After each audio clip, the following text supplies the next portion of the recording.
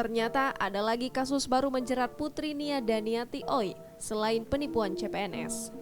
Putri penyanyi lawas Nia Daniati Olivia Natania masih menjalani masa tahanan usai ditetapkan tersangka dalam kasus penipuan CPNS. Belum selesai perkara yang mengakibatkan 225 orang tertipu, Olivia bakal menghadapi kasus hukum baru. Kali ini ia dilaporkan atas penipuan investasi pulsa dan bisnis fiber optik.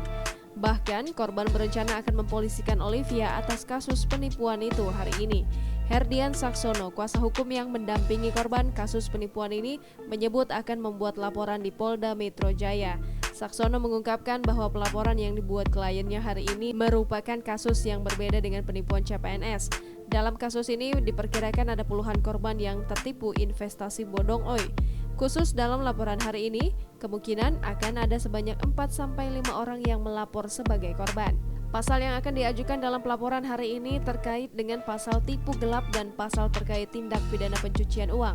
Sebelumnya, anak penyanyi lawas Nia Daniati, Olivia Natania, ditahan atas kasus penipuan rekrutmen calon CPNS. Jangan lupa subscribe, share, komen, dan like ya!